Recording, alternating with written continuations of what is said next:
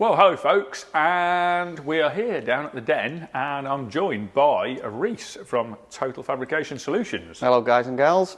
And I'll explain why in just a minute. Those with long memories, casting back about 2 years, Jamie might be able to find which episode it was of Retro Power Uncut. We had a body shell, a mini body shell, and various other bits to do with building an autograss car for me in the workshop.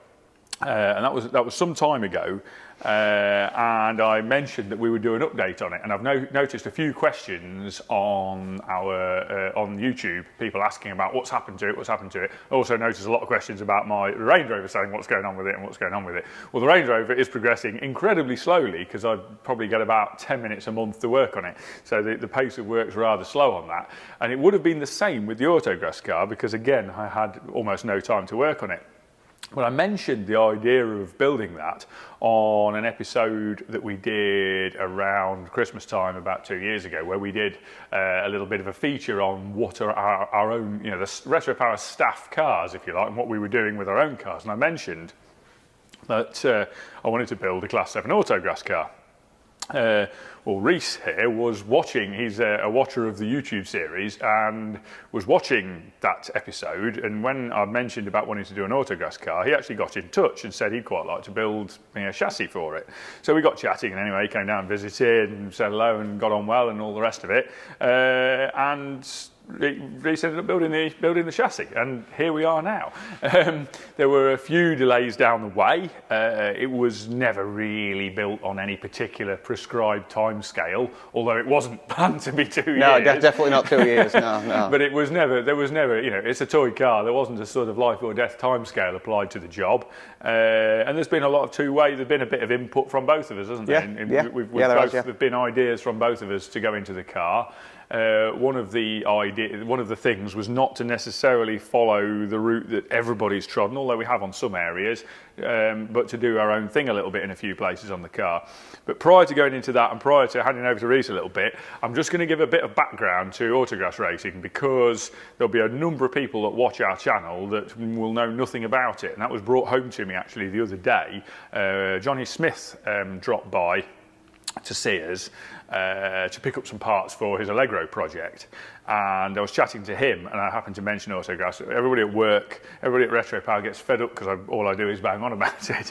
But interestingly, chatting to Johnny, and he said he knew nothing about it, and that brought it home to me, because it is, by number of competitors, the biggest motorsport in the UK. So it's surprising that not that many people know about it. So I'll just give you a little brief in nat terms, this is, synopsis of what the sport's about. It's basically dirt oval racing. It's a quarter-mile oval, same size as a running track, raced clockwise on a natural surface. So it starts as grass at the very beginning of the season sometimes, but it's not grass for very long. You're not actually racing on grass, you're racing on dirt. But it's a dirt of a particular field. It's not graded shale like a stock car track might be or something like that. It is just whatever dirt that field happened to be made of that has been prepared into a reasonably tidy oval. And then it has various fencing, which is prescribed by a rule book to how that fencing needs to be made to keep the cars contained and keep the people watching separated from cars and bits of car. And it's run up and down the country, usually on temporary planning permissions on various bits of farmland. And there are clubs up and down the country with a lot of competitors. I believe somewhere certainly historically the number was about 4,000, maybe a few more these days. I don't really know the exact number of licence holders, but it's a lot. It's a big sport. Dirt oval, and there are a number of different classes raced, and it's very much a family motorsport. So if we start with like the basic men's classes, there are 10 different classes, so there are 10 different types of car running that are all raced in their own classes, and then 11, because you reminded me earlier about there's actually F600s as well. But basically the core of the sport is 10 different classes. There are sort of core principles in the sport. One of them is there was generally and originally sort of 10 different classes of racing. Then outside of that, there's also juniors and ladies and some other sort of specific classes as well. But the core of it is those 10 different types of car. as I say, one of the other founding principles there being it's a family motorsport, and it's possible in one of the classes for a husband and wife or boyfriend, girlfriend, whatever, and their son or daughter to all race in the same car, because they can run that car in 3 different classes: in the ladies class, the men's class, and the juniors class. In juniors, you can start racing from the age of 10. Providing you can pass a very simple driving test. You can race from the age of 10, and the ladies isn't a ladies class in the manner that that the racing is any better or worse or different to the men's. The reason for having the ladies class is so the cars can be shared between a husband and wife, boyfriend, girlfriend. They can both run the same car. It means that you don't need 2 cars to be able to both race. So you can race in 2 different classes, and it means you both get to race the same car, which keeps the cost sensible. And that's one of the other founding principles of the motorsport, is it's extremely cheap to do. You know, the founding idea of it is that it's a really cheap motorsport to take part in. Now, obviously, people will say, well, it's not what it used to be, because there's a lot, within the sport, there's a lot of people that say it's not what it used to be. You know, it used to be cheap, and now everybody spends a fortune on cars.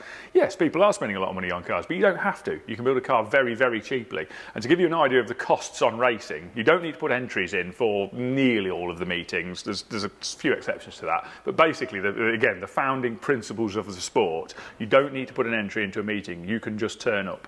You turn up and pay on the gate, and whoever goes in pays on the gate. As an adult, you pay on the gate. You pay if you want to go in and watch, you pay if you want to go in and race, and it's the same money. You pay generally something of the region of £10 to get through the gate. Once you're through that gate, you can either race or you can watch, but you've paid the same money at the gate. You then sign on, which is a couple of pounds or something of that order to sign on.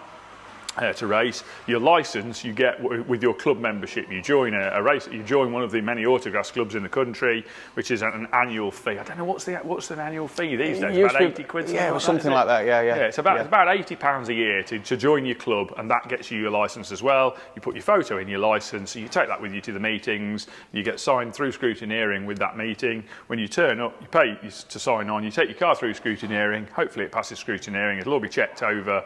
Once you've done that, you go and race, and that's really as simple as it. You don't do practice, you don't do qualifying, you turn up and you race, and it's a roll of the dice on the day what the conditions are going to be. The conditions change lap to lap. You'll be racing against in one race you might have a car that's cost £200 to build and a car that's cost £25,000 to build in the same race. So it's fascinating, and you do get some giant killing acts. You'll see people out there in ridiculously cheap cars beating people in very expensive cars. Definitely, yeah. There's a few guys that used to race 20 years ago when I was kind of racing a bit. We had a couple of very great cases in point now, where there's one particular guy I can think of. I'm not going to mention his name, but one particular guy who prided himself in turning up in a car that effectively looked like a heap of scrap and beating some of the most recently latest built Nationals sort of contender cars, and he beat them in something that outwardly looked like a pile of scrap, which was always quite amusing. But that's the background to the actual racing. And a quick run through the classes. You start at the bottom. I'm going to try and be very brief, but class 1 used to be standard 1000cc minis. That's what the kind of class rule was written around. It's now evolved, and there's Toyota Yaris, a bit more modern stuff coming in, just small 1000cc-ish cars. And each time a new car is introduced, they do a bit of a trial to make sure it's not going to completely run away with the class, make sure the racing still stays reasonably balanced. Before that car's allowed, it will be trialled for a year or two first on a limited number, just to see if it's going to work, and then it'll be allowed in. So there's class 1s, and they're class 1 saloons, and that's one of the classes where the juniors can also use those cars. So it means that's a shared car between adults and juniors there. Class 2 are a CC limited, 1300cc induction limited, have to breathe through an inlet restrictor. Front wheel drive cars, or they are now all front wheel drive. I don't think that was a specification of the class originally. I think but it is now, isn't it? Yes, it is. So front wheel drive, inlet restricted, 1300cc, very stock sort of a class. Class 3 starts to get quite a bit warmer and a bit more interesting. Rear wheel drive, front engine can't go back too far behind the front axle line. But fairly free class. It's allowed to be tube framed now, just because it used to be that tube framing was outlawed, and then the rules evolved when people realised actually it's a lot cheaper to build a tube frame car than it is to try and maintain a body shell of a sheet metal pressed body shell that's going to get knocked about a bit during the racing. The racing is non-contact, but inevitably on a dirt oval there is some contact. So it's actually cheaper to run a tube frame car than a non-tube frame car. And yeah, you're allowed, I can't remember what the maximum capacity limit for that class is, but you're allowed a big engine. You're allowed to run V8s in that class should you want to, but I think they're limited to 2 valves per cylinder. You're allowed 4 valve engines up to around the 2.5 or sub 3 litre mark, somewhere around there. Very competitive class 3. Then class 4 is a CC limit, of which I was correct. Reece corrected me earlier. Is 1275 cc. Yeah, and now. on the minis only, they've lifted. They've lifted it to 1275. Just again, as the more modern stuff's coming in, the minis just. They needed a pep up just to get them up to spec. Yeah, it used to be a class with screaming 1100 minis and imps basically vying with each other. Yeah. But obviously, as time's gone by and those have become worth a lot of money, and there aren't very many of them left, I've had to admit the other cars have come to the fore. And you know, a Nissan Micra, the 1100 Micra engines, you can really wring some power out of them, and they just made everything else uncompetitive. So the rules have been twisted a little bit to maintain a field of more than one car, because it did just become KTM Micra racing, didn't it? Yeah. So that's class 4. Class 5 is front or mid-engined, front wheel drive or rear wheel drive, 1400 cc, again allowed to be tube framed. And that's a really good class. I've always thought if I hadn't done the route I kind of had done into Autograss, and I was starting again now from scratch as sort of being younger, I'd probably build a class 5 with a 1400 cc, fairly highly tuned. Wouldn't be a particularly cheap engine, but hopefully they'll last a while. You only need to spend that money perhaps once every season and a half, 2 seasons, something like that. On a 1400 highly tuned engine in the back with a front wheel drive car type gearbox on the side of it, transverse, mid-engined, tube frame, looking very much like what's here now behind us, but much lighter, well, not much lighter, but a chunk lighter. You're talking sub 500 kilo, 400 and something kilo, 1400 cc, really competitive class, great racing. Some of the most fun racing I see is in class 5. It's definitely one of the classes I'd look at if I was building a car now. Class 6 is front wheel drive unlimited, basically, in ballpark terms. So you get some really daft engine and car combinations. You know, I've seen supercharged and turbocharged VR6 Golf engines in the front of Novas and all sorts of diesels as well. Made a bit of a few diesels running around in that as well. So there's some funny sort of. It wouldn't be my choice of class. It's a very point and squirt racing. Very much so. Yeah. Yeah. There's not a lot of balance to those cars, but it's another challenge. You know, each to their own. It's another challenge. So that's class 6, and then we come to class 7, which is what we've got here, which is unlimited saloons. And basically, it has to be made of metal. Everything in Autograss has to be made of metal. So if it gets broken, it doesn't lie around a field and get eaten by a cow, basically. So it's got to be made of metal. And in class 7, it's got to be made of metal and look like a car. Other than that, the rules are pretty loose. There is a book which has quite a lot of detailed rules in it, but basically it looks like a car, has the silhouette of a production car. It's made of metal in terms of the outer skin of the shell, but that's it. Under that, a tube frame. It has to be rear-wheel drive, and it has to be a minimum of 1400 cc. And beyond that, you pretty much do what the hell you want. You can use multiple engines, you can use forced induction. You can't use forced induction on motorbike engines, which is a sort of strange rule, but it does kind of make sense in the real world. But you can use multiple engines, and you can use forced induction, and it tends to be dominated by cars like this, but with 2 motorbike engines in the back, generally a pair of sort of Hayabusa engines in the back on a drive box, or a big V8 like we'll go on to in a minute. That tends to be that class. And then you get into the open wheel, what we call the open wheels. I mean, this looks fairly open wheel, but the next 3 classes would be open wheel. They're single little buggies, if you like. You sit in the middle, the wheels stick out the sides, all your suspension components stick out the sides, and the wheels are right out. You're in a little cockpit in the middle. And they're classes 8, 9, and 10, which are basically your CC limits. So class 8, very lightweight, motorbike engine, that's up to 1400 cc. So it's bike engines. You know, going back a lot of years, it was BDH Cosworth engines, but obviously prices have come down a lot when BDHs went and bike engines came in. But now it's all bike engine. Reece used to race. I've done a stint in class 8. good competitive class. Very competitive. I'm not sure. I'm getting a bit. Reece would be the first to say it. You very politely put it this way once. I'm a bit old for Class 8, and I think watching it, I probably am, if I'm honest. I think you need to be quite bouncy and quite bendy to race a Class 8. The young lads tend to be the fastest. For some reason, they work in Class 8. Yeah. Lightweight driver, lightweight car. They're so light, those cars, that the weight of the driver is a big impact on the car. So Class 8 bike engine, open wheel, ultra lightweight. Then Class 9 is the same but a bit heavier in car engines only and 2 litre capacity limit. Tend to be a little bit slower than the 8s possibly. It varies on the track, but usually a bit slower than the 8s. And then Class 10, 9s are what I raced originally. My very first car, which I built years ago for myself, was a 9. And then 10s are the unlimited specials, which are the open wheelers, but again with twin engines or big V8s, multiple engines allowed. No restrictions, engine and transmission wise. So do what the hell you want. Depends on how fruity you're feeling as to what you want to put in it. So that's your classes. And as Reece picked me up on earlier, then you've got some. I'll let you. You've got F600, which has recently become. So they compete at the nationals now, so you can now become an F600 national champion, which wasn't the case when the class first started. They've also now allowed the juniors into the F600s, which I think is fantastic. Just for an introductory rear-wheel drive class for the young kids is great. And to the open wheel sector as well, which is not something for everyone. The open wheel adds a bit of a mixture to everything, definitely. Yeah. So and the only other one we haven't mentioned, stock hatch. Yes, I always forget about stock hatch. Stock hatch well, is 1600, is it? I believe. I think so, very similar to Class 2, but with a 1600 limit. Probably the most affordable entry, class to get into. I would say. It's pretty much a production car with all the breakable bits pulled off, a very rudimentary roll cage in it, and that's about it. Yeah, that's the brunt of it. Yeah.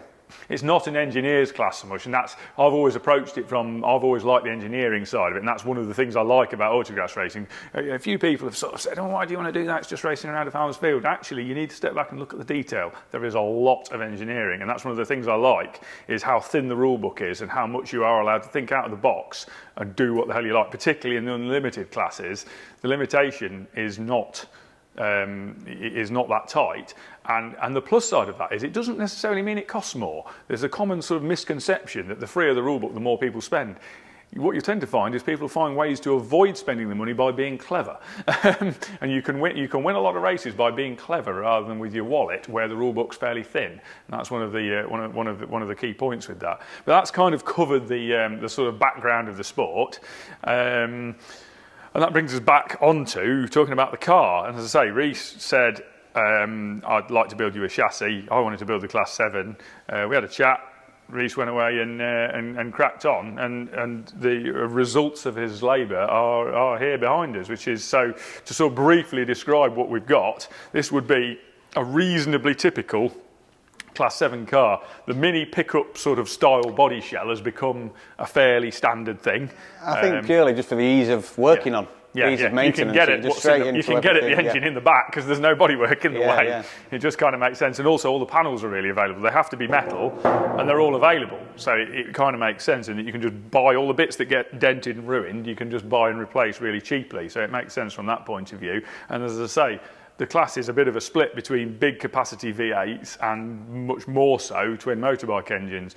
But having kind of built a car involved with chain drives. Now, very few of the bike engine cars use chain drives anymore. Having got involved with all that before and synchronising two engines, and there's generally a lot of fiddling around and faffing about involved with twin engine cars that I didn't really want to be dealing with. So we decided to go single V8. I'd done quite a lot of work with Chevy LS3 6.2 V8s in customer cars at Retro Power. So I decided to bite the bullet and go 6.2 litre Chevy LS3 engine, which will have a cam change. That'll be going to Paul Exon, over to Exon Race Engines. It'll still be a very stock engine, just with a cam change, double valve springs, I think possibly some modified rockers, and then just lead copper, heavy duty main bearings and big end bearings in it, and generally sort of blueprinted, I suppose you'd say. And that should produce in the region of 525 horsepower, thereabouts, between 500 and 530 horsepower. somewhere in that region. Big wide torque range. You know, they make something like 400 foot-pounds of torque from 2,000 RPM. Peak torque's about 500 foot-pounds, but it's still making 400 foot-pounds at 7,000 RPM or somewhere around there. So it's just a really flat torque band, which is what you need for this.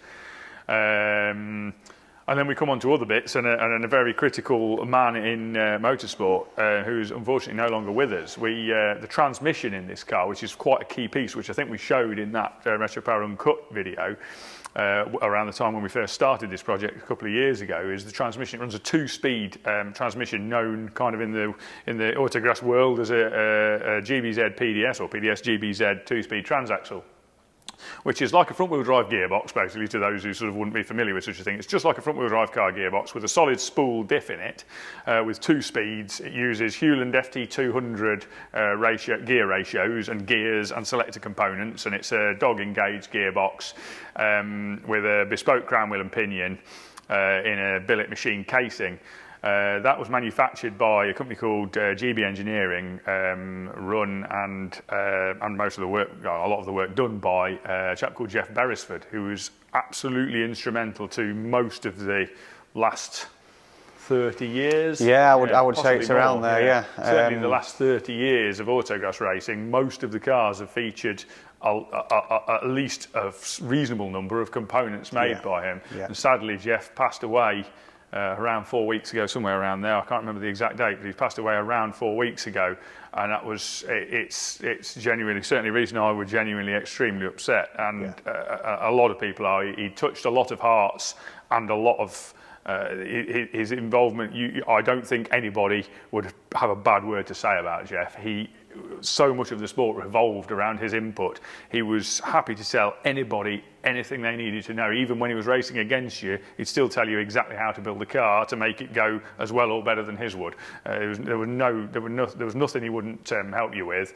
Very straight to the point, man of fairly few words, but just told you what you needed to know and you get on with it. And as a matter of sort of a link into Retro Power, we'd actually use Retro Power, Jeff Beresford parts on quite a number of cars that we built at Retro Power, one of which would be Gordon Murray's Mark 1 Escort that we built, which uses shafts made by him. GB Engineering drive shafts are on Gordon Murray's Mark 1 Escort as a case in point, in that the stuff he made just worked. It was one of those people where the stuff he made, there was no nonsense about it. It was reasonably priced and it worked and nothing went wrong. That went for pretty much everything. I think he kind of subsidised making the Autograss parts with the rest of his business because he was not greedy. The parts were very, very cost effective, very cheaply priced, and the quality was superb. So, yeah, incredibly sadly missed character in the sport, and well worth. Both of us wanted to make a mention. Yeah, just well worth a mention. Very, very fast driver as well. Very fond memory of Jeff's. 2010, I believe, Severn Valley Nationals, when Jeff won Class 8. That made him the first man to win 8, 9 and 10. Which was a nice moment to witness for myself. But yeah, it'd be sadly missed, and a very big hole to fill, definitely. Yeah, definitely didn't sort of shout about his success. No, he didn't. No, it was just, no, not at all. You get it, well, it's going all right. Yeah, that's about it. After he's won a race. Yeah, there was no bells and whistles and flash out. No. I've seen him racing in wellies and all kinds.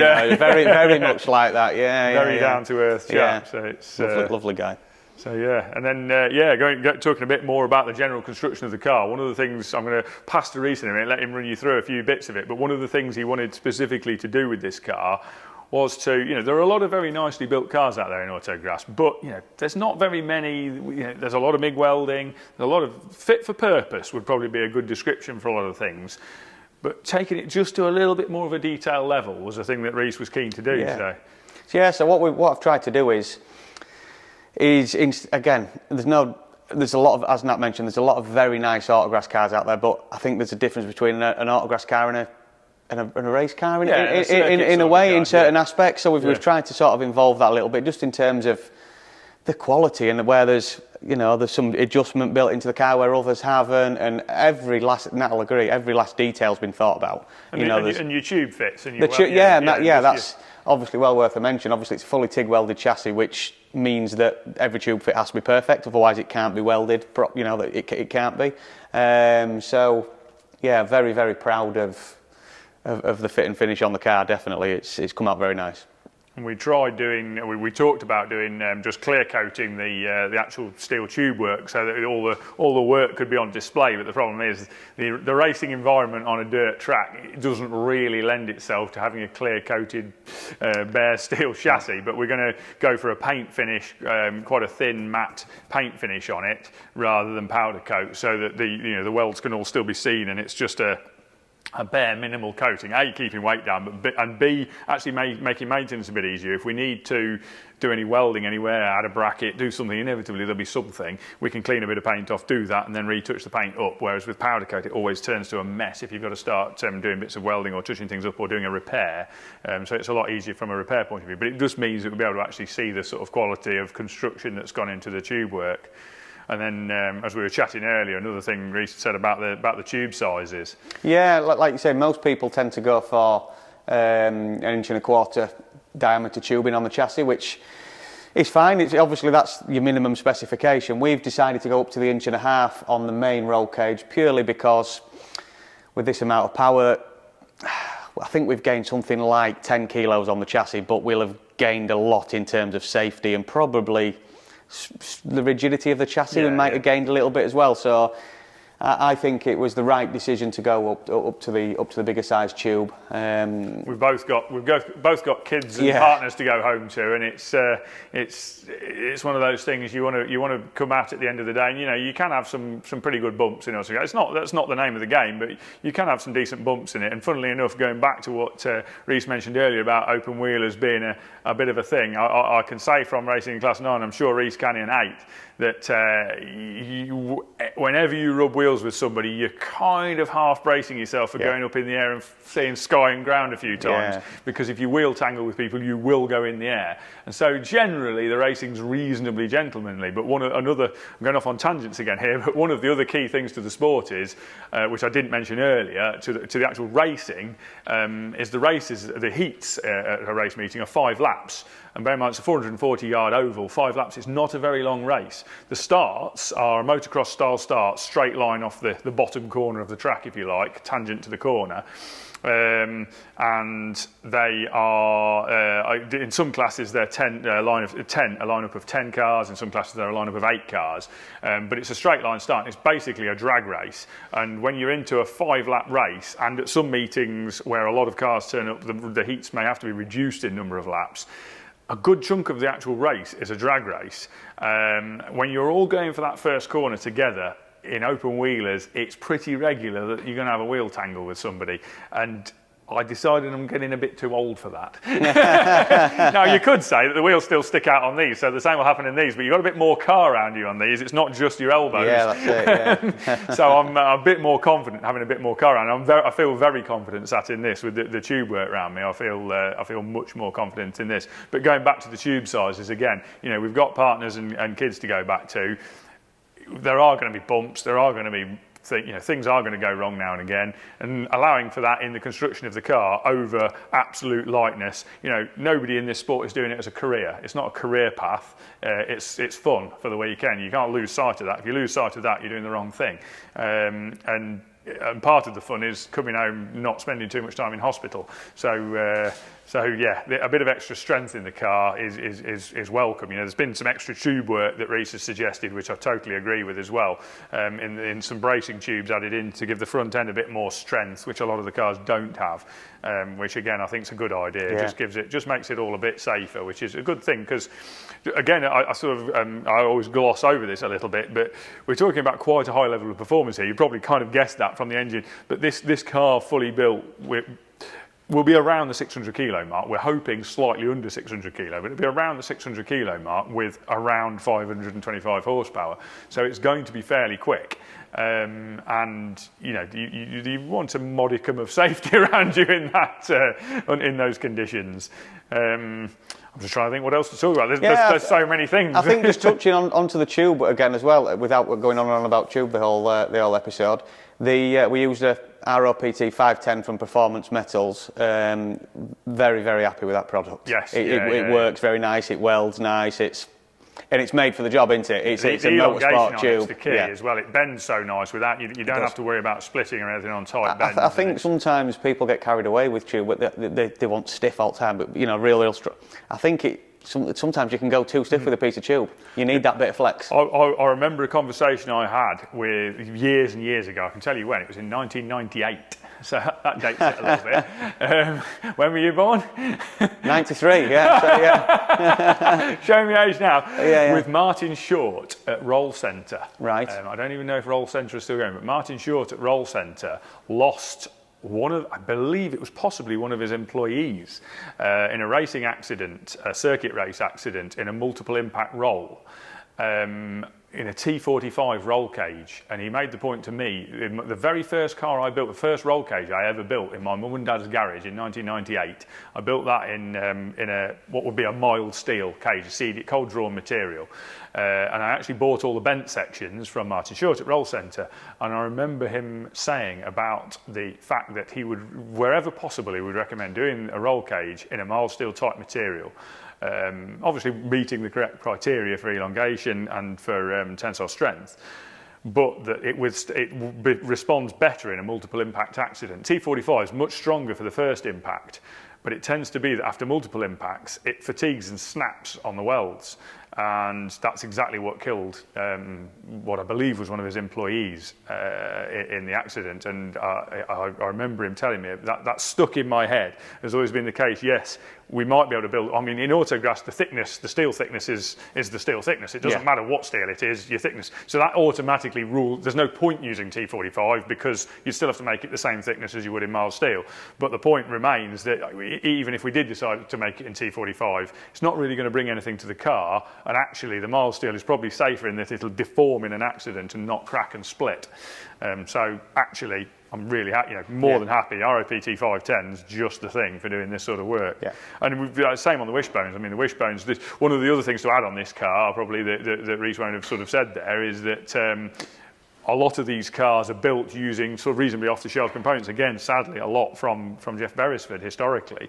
But this car, that's not the case, is it? No, in terms of the geometry and the components used, it's all our design. That's put some input in. Obviously, I've produced the product, but we've used our own geometry, our own wishbones, our own back arms. There's nothing aside from, again, the uprights and hubs. The uprights and hubs and rear hubs. We access from John at XC Works, wasn't it? Yeah, rear for the rears, and then the fronts were GB. Fronts were GB. It's all. There's no components bought from anywhere else. They're all. And touching onto that as well, what that will then mean is, as Nat starts using the car, testing the car, we'll provide him with a full spares package. Obviously, as we go on. Hopefully don't bend it too soon, but there's always the possibility. Yeah, like I say, it's supposed to be non-contact, but it does happen. Yeah, it definitely does happen. Yeah. And on the wishbones, actually, another area, sort of an example of another area where I don't know if clever is the right word, but different is the way the wishbones are mounted. There's an idea Reece suggested, which is he's put threaded bosses through the chassis tubes in the front, and then bolted. The wishbones are then mounted. The rose joints are in a horizontal. Call them rose joints, rod ends, spherical bearings, whatever you like to call them. They're in a horizontal plane, which is the correct way for the forces applied to them. They're mounted between shear plates. Well, those shear plates are then bolted to threaded bosses through the chassis tube. And there's a number of advantages to doing that. Slight disadvantage potentially in adding a tiny amount of weight, but not very much. But the big advantages are that we can then change those shear plates very easily, just unbolt them and bolt new ones on, and move the wheelbase of the car by quite a considerable amount, because we can also very readily space the steering rack backwards and forwards on some simple aluminium spacers. So we can basically move the front wheels realistically forwards and backwards by probably 50 mil, can't we? Probably more, but certainly very easily by 50 mil forward and backwards. So we can skew the front axle on the car, we can move the front wheels fore and aft to change the weight distribution of the car a little bit, and we can move the rack to follow that, so we can adjust for bump steering. There's no complications there. And the other benefit to having those shear plates, I mean, they're currently laser cut steel items or plasma cut steel items, I think. But once we've settled on where we want to put them, then they'll be machined in aluminium. And the other benefit to those is if we do have a big coming to with a barrier or another car, hopefully break the shear plates before we bend the chassis. Probably still bend the wishbone, but then the upper wishbones are two-piece wishbones to give us nice, easy caster adjustment as well. And all of that's adjustable in situ, which is another sort of aside, is that we've got a lot of in situ adjustment on this car without having to strip things down too much, which should help get the car tuned in nicely. I say my driving will be the limiting factor on that rather than the tunability of the car. But yeah, if we hit something hard, we snap the shear plates off and hopefully don't do too much damage. On the rear, again, the trailing arm design is not quite sort of typical. No, either, the trailing arm, we've gone with a sliding rear hub plate. Some people have tried it where there's slots in the aluminium carrier and this, that and the other. I've gone with a 10mm thick stainless steel plate that bolts to the end of the arm that the hub and the wheel flange and everything bolts to. We've got 45mm of adjustment forward and back on that, which is a long way when it moves a lot of percentage. On the front end of the arm, we've gone with a removable.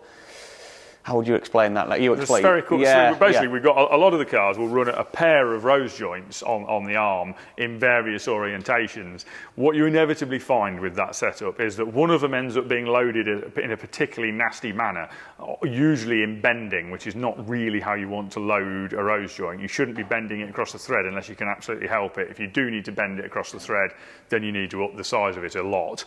Well, we're not bending this one. Principally, the main load is not across the thread. But also, one of the other problems with running two rose joints is if you try and adjust the toe or camber on using those rose joints, if you think about it, you actually change the center distance between them by making that adjustment. And when you do that, if you just do that adjustment and do nothing else, you actually side load the rose joints and pull the ball in the rose joint to one side of its housing, and then that wears the rose joint out. You get play in that and create another problem. So what you actually have to do is shim them. But shimming them, when you're talking about fractions of a millimetre here to recenter them, particularly if you're trying to do it in the middle of a muddy field, is nigh on impossible. It's almost impossible. If you get the shimming right, you can't get the joint into its housing. It's just a pig to do.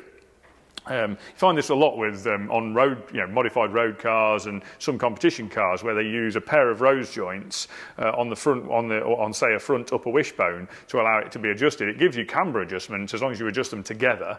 But as soon as you try and adjust caster by adjusting them differentially, you change the center distance between them and basically knacker the rose joints up. So it's a really poor piece of engineering. So what we've done on this is use one rose joint on one side of the arm to give us one set of adjustment, and on the other side we use a spherical bearing and a plate that's bolted to heavy-duty threaded bosses in the chassis, and that means we can move that plate if we need to. It's on discrete holes, it's not got infinite adjustment, but on the inner side of the arm we've then got a shimmed vertical adjustment that's very easy to do because it's not trying to set centres between two solid points, and then we've got this coarse adjustment, if you like, on the spherical bearing plate on the outside, and it means that we can dissociate the lateral load on that arm from one of those two mounting points. We can make the lateral mounting float through the outer point and put all of the lateral load on the inner mounting point, so we don't preload those mounts with an initial preload, which is what damages the bearings and why they wear out. So it's just a nice piece of design, the way of doing it. It's just a neat way of doing it, and it gives us huge adjustability when we don't really know necessarily exactly what's going to work and exactly what's not going to work. We can mitigate almost any circumstance with those mounts. It's quite a neat setup. I suppose roll bar as well. We've gone roll bar. We've gone a different route than some with the roll bar. Some you see with the roll bar mounted high up with big long links down to the arm. We've decided to go a different way with the roll bars almost hidden under the rear beam and just some short little links to the underside of the arm, just to take a bit of twist out. Saves weight. Yeah, as well. saves weight. Takes we'll be able to run a smaller diameter bar because it's shorter. We'll just try again. Back onto what we touched on earlier in terms of finesse, we've just tried to think about every part of the car just to simplify and make look tidy, I suppose would be the way to describe it. It's all coming together pretty well. And we've got the dampers on the car. We've been in conversation a few times actually in terms of work for Retro Power and here at the Den as well with Ben Williams at Race Shocks UK / Meteor Motorsport. I've also spoken in the past with Simon who runs Meteor Motorsport and Race Shocks regarding the dampers, and we've gone a slightly different route to a lot of the field at the moment on that as well. part just due to wanting to try something slightly different, I think, and also sort of get a nod to the expertise within that business. So Ben's spec'd the parts, and I think, having had a quick bounce on the corners of the car, I don't think he's too far off at all with his initial guesstimate on spring rates and damping rates. But we've got what Race Shocks supply as their core units, as they call them, which are their sort of their own brand on, because they build them from the components, on Tractive units, which are a company based in Holland, who make some extremely good dampers. They're a three-way adjustable unit from made by the components made by Tractive, assembled by Race Shocks, and Ben spec the inserts for the dampers and the spring rates. And as I say, he's got them pretty much bang on, considering I don't believe he's done a set of dampers for a V8 for a Chevy-powered Class 7 previously. I think his guesstimate's pretty good, having had a little shove on it earlier. But yeah, it's all coming together pretty well. We've got a few bits of fine-tuning still to do on it. Now the car's here, so I can actually get in it. Got to get the steering column length sorted out. Reese has left that over length, so I can get that right. Got to finalise the pedal box positioning again, just so that's sat exactly right. Because again, he couldn't really do that while I wasn't there to sit in the car. And I've been talking about going up to see him, and then work just is always there's always a reason I can't get out and can't escape. So it's taken a while. As I say, yeah, we mentioned it earlier on, the timeline of the car's sort of dragged on a little bit. I think Reese has learnt a lot during this process. Very much so. Your business, I'll hand over to Reese for a minute, but Total Fabrication Solutions is a new business, relatively new business, and he's on a steep learning curve. I remember being on that same learning curve sort of 14 years ago with Retro Power, and learning, who to take work on from, how to administer the business during taking on that work, and taking on the right amount of work, which is really hard, because you always feel like you need enough work around you to make sure you don't run out of work, and if somebody doesn't pay you, you always need a backup project, but then you take too much on and you can't keep everybody happy, and it's been a but yeah, like Nat said, a very steep learning curve, but throughout this build, me and Nat have created aside from the project, a friendship out of it as well, and Nat's been offering me advice, and we know where we need to go now. We like I say, it's been, we set up in, looking at my jumper to see when we set up December 21, we set up, so we're still fairly new to the game. We're finding our feet, finding which direction we're going to go in, but with a firm plan now. I won't go on too long for what we do, but we've got a few Ford Escorts to build. 3 Ford Escorts to build for one particular customer, all Cosworth turbos, independent rear suspension. We're doing all the shell work, roll cages, everything on them. So there'll be some very interesting projects to do. Which I'm sure Nat will assist me on with some advice as we get going through them. Bits of advice, see how far wrong I can stay on that. Well, that's a bit more autograss work as well. Yeah, like you say, So we were chatting about it earlier, weren't we? When I was 16, I started working, I suppose you call it apprenticeship, for a chap called Anthony Ross, ARD Race Cars. Still very good friends with Ant now. I think very highly of him. He's probably the biggest constructor for a while in autograss. Very much so, yeah. He, in terms of full-time autograss car builders, other people have a go at building them, but in terms of solely building autograss cars, ARD was probably the only one at that time for a long period of time. Like I say, Ant taught me everything I know, so I've a lot of respect for the man. And to be fair, he's offered bits of advice on this car as well throughout the build, which has been greatly appreciated. So yeah, it's had some input for some very clever people, this car, definitely. Yeah, it's been an interesting journey so far. Yes. It'll carry on that way. Carry on that way from here on. And on the subject of the journey, it's when I leave today, it's far from over in the sense in the sense of we'll offer. I'm going to go to Nat with Nat to the first few meetings, and offer some setup advice. Might even have a little tickle in the driving seat if I can persuade him to let me have a go. And and provide a full after-sale service. It's one thing I want to pride myself on is once the car's finished, that doesn't mean it's over. We keep supporting and continue involvement, definitely. Yeah, so I think that probably wraps I think, everything up. Hopefully, I've not wobbled on for too long about irrelevant things. But I think the sky's the limit on that, because we could go on and on all day about. But basically, the nuts and bolts of it is, if you're interested in 2025, I lose track of what year in 2025. If you're wondering about it, get yourself to an Autograss meeting. Yeah. Probably the biggest one of the year, I would say, to go that you can just turn up at and go and have a look, is probably the Map Open in middle of the country. Yeah, Map Open's a very, very good meeting, yeah. Yeah, Map Open, just outside Stratford. It's the Evesham Club, so if you look them up on Facebook, Evesham Autograss Club, they're just outside Stratford on Avon, and it's usually the first weekend in June. And Yes. basically, around about the first weekend in June. It's called the MAP, Map Open, and there was usually somewhere of the order of 600 or 700 cars racing at that. So if you want to go and get a flavour of everything, go to that. You won't fail to be impressed. I think at that we'll probably call it a wrap at that. And I'd just, as a final note, I'd just like to add, thank you very much for entrusting us with this project. And well, thank you for building it. Yeah, no problem at all. And like you say, we'll continue to be involved throughout the period that you race it, and anything ongoing after sales. We're always, be there to offer on end of phone and whatnot. Awesome. Brilliant.